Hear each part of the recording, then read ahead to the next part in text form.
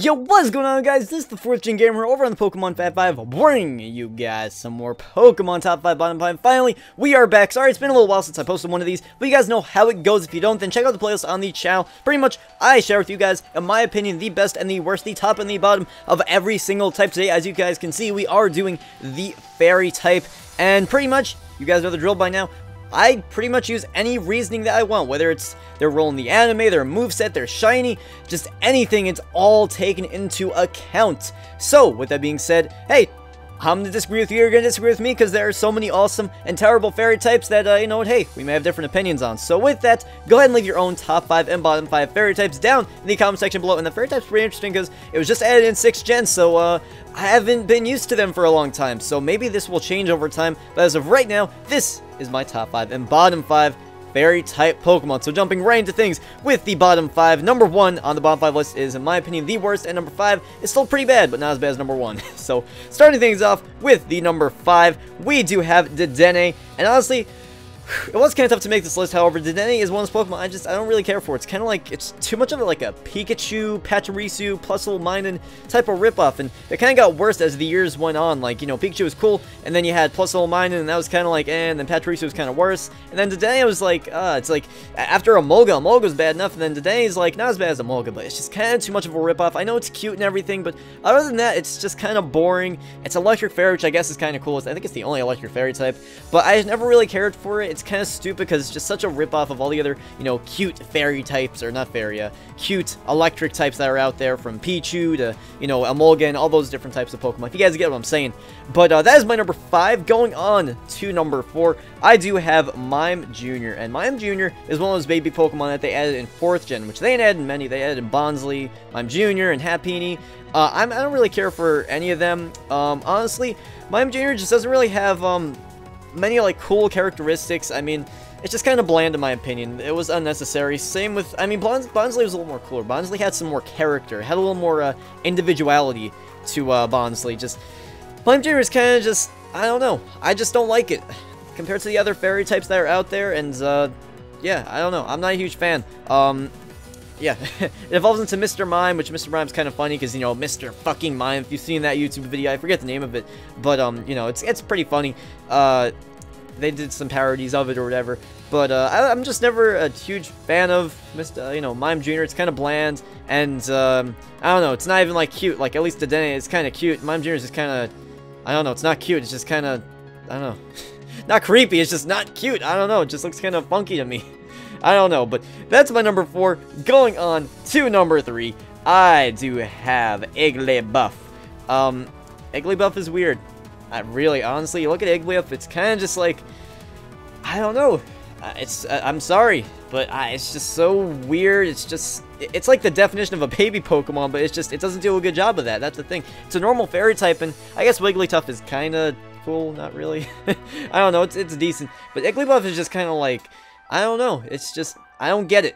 Some fairy types I just don't get, and some baby Pokemon I don't get, and I don't care for them. Igglybuff is no exception. It was kind of just, it's weird, even the name of it's weird, like Igglybuff, I don't know, I just never understood it. It's kind of cute, maybe, not really, it's not a cool Pokemon, it really isn't. Now, when it evolves into Jigglypuff and Wigglytuff, it really doesn't gain any good qualities. There's no redeeming factors to Igglybuff that really make it stand out, really. It just doesn't stick out to me at all, and that's why it's on the bottom. It's on the bottom of all the fairy types, in my opinion. And it's also a normal type. Normal fairy is kind of boring. But going on to number 2, I have Flabebe. And I know it evolves into Florges. Florges is actually pretty cool. But Flabebe, I really don't like because it is so common, so monotonously common on the Wonder Trade system. And if I'm correct, and someone can correct me, but Froakie is really common, but it's Protean sometimes. That's a redeeming quality. Charmander can have really good egg moves like Dragon Dance and just some really cool redeeming factors. But Flabebe, you can never get a good Flabebe on Wonder Trades. It's just so common. It's so common in the beginning of the games and all those flower patches. And it does evolve into Florges, but it's so, I don't know. And then like Florges. Florges is good. Flabebe sucks. But AZ or whatever his name is has a Flabebe, and he has some story behind it. I don't know, it's just kind of like corny, kind of, I don't know. It's just not that cool in my opinion. And Florges, like I said, is pretty cool. But Flabebe is just so redundant over the Wonder Trade system and so boring and so stale. And there's really nothing exciting about it. Like, at least Froakie and the other, like Charmander, some really common Pokemon. Some of them have redeeming factors to them. But Flabebe, its redeeming factor is it evolves into Florges, but it's so just monotonously redundant on the Wonder Trade system. It is so annoying when I find a Flabebe, and you find it so much. I found it twice in a Wonder Trade episode. I was just like, really now? Really now? That's an episode that, on my channel that was named An Eye for an Eye. It's the same Pokemon. It's so boring. But anyway, in my opinion, the bottom, the worst of all fairy types, for one reason or another, a repeat offender, we have Azurill. And Azurill is a boring motherfucker, and it's a sad motherfucker, and half of its sprites, it looks like it's crying. It's so depressing. Fairy types are supposed to be like majestic and usually uplifting or something. Azurill is the opposite of that. It looks like it's crying, it looks like it's upset, and if you guys know why I don't like Drowsy, it's because it like kidnapped a Pokemon, and Azurill is that Pokemon, and you know why? Because it's upset. It's upset that it's being kidnapped. It's so depressing and stuff, and I don't like Azurill. It's so sad. Don't get me wrong, Azumarill is pretty good. You might have seen it in this countdown again.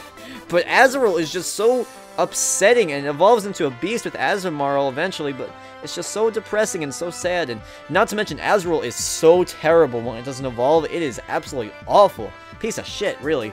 But, I'm sorry, there's really not anything worse. Some people may beg to differ and say Klefki, but I kind of think it's, you know, fun to use Klefki. I mean, when you're not facing it, it is kind of fun, actually, you know, as Prankster or whatever. It does have, yeah, I think it has Prankster.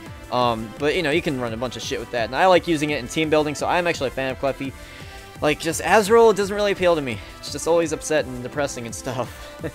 Going on to the top 5 list, though, starting off with number 5. Now you get to see Positive Josh. We are going to have Sylveon, the cover poke, whatever you want to call it, the poster Pokemon, I don't know what you want to call it, the symbol of all the fairy types. That's the main reason why I like it, really.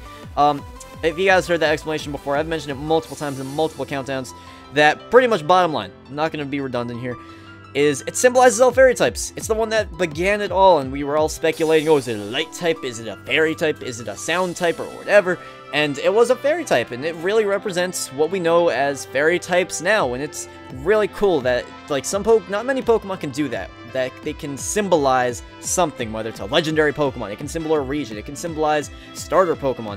Sylveon represents, it represents all fairy types, it really does, and that's really cool. I love it. As I've come to use it more and just know more about it, it's just hasn't been as good. That's why you may see it higher on like other lists, like Gen 6 Pokemon, that type of thing. But it's still a cool Pokemon, and I really do like how it does symbolize all fairy types really that are out there, because that's what really began it all for us, you know? But going on to number 4, we do have Togekiss, a really cool Pokemon that, I loved when it was a normal type in 4th gen and everything, and then once they made it into that fairy typing, I actually haven't used it, but I'm sure, it has Serene Grace, I'm pretty sure, which is a really cool ability. You know, raises the added effects, like, by, like, double or something, the odds of it happening, like Body Slam or whatever, I'm not sure exactly. But, the fairy typing just makes it much more versatile, and, like I said, I haven't used it as a fairy type yet, but, I just remember being such a beast with the normal typing, it can only be better, really. It really has just a very majestic look about itself. I don't know, it fits the fairy typing really well. And Togepi's been, you know, really iconic since, you know, Gen 2 when you get, like, the egg or whatever. And, it's just a really cool Pokemon. Eventually when they add in Togekiss, it's just a really nice addition. It's a really cool Pokemon. Really just a versatile, fun Pokemon to use in a Let's Play. Even Showdown, if you want to use it, that's awesome. If you want to use it in Wi-Fi battles, that's awesome. But it's just a really chill Pokemon to have on your team if you're looking for a flying type or whatever. You're playing Sacred Gold, Storm Silver, and you find the Togepi egg, you evolve it in Togetic, and then you can evolve it because, you know, like the hack has, you know, the stones or whatever in it. And it's a really cool Pokemon. It's really awesome. It looks pretty chill as well. Just a really majestic, cool-looking Pokemon. It looks like it's there for you, you know? It cares what it's doing. But going on to number 3, one of those cases, we do have an evolved form of a Pokemon on the bottom list. Yes, you can see we do have Azumarill, whatever you want to call it. And, listen, I know, Azurill should be higher on the bottom 5 list. It shouldn't be that low at number 1. guess what? Azrael's as a presting motherfucker, and then Azumarill is someone that's just, you know, on top of the world, really happy, really excited. He has a little belly, and he's so happy and everything. He's so awesome. He looks pretty sick. Not sick, just very cheerful. That's what I meant. Just really a nice design, feel good and everything. And then, yeah, it is a beast. Water, fairy typing.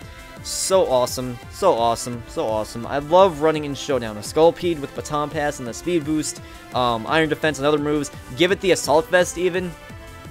Azumarill, Aqua Jet, Play Rough, what else? Knockoff, I think. I forget exactly what I've run in it, but I remember just being able to wreck so much stuff with an Azumarill.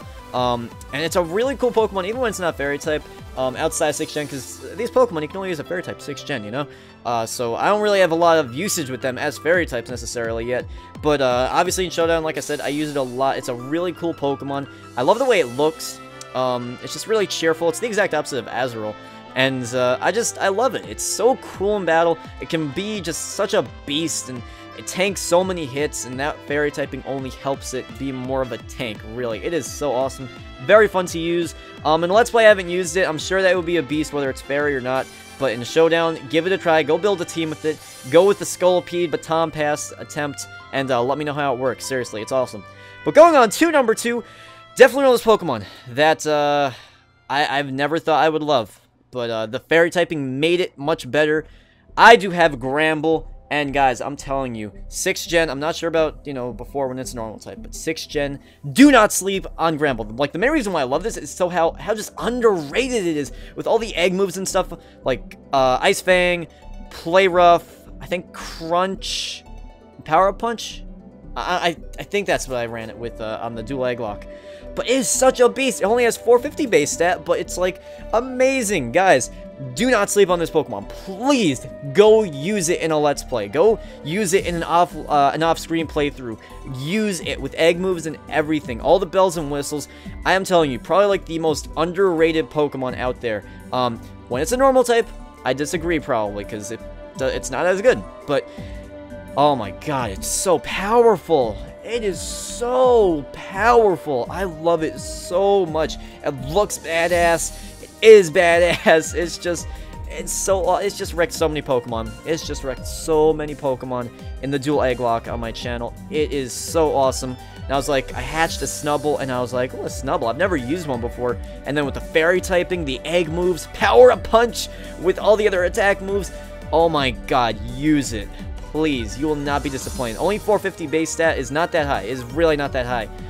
But it's so underrated. Like, that's probably, if I were to do like an underrated Pokemon countdown, Gramble, I would almost guarantee it would be up there. Probably like number 1 or 2 if I would actually look into it. But damn, I love Gramble. Going on to number 1 though, I do have Gardevoir. We just did Psychic types recently. Did we do Psychic? I think we did Psychic. Yeah, we did. Gardevoir is a really, really, really cool Pokemon. I've always loved using it.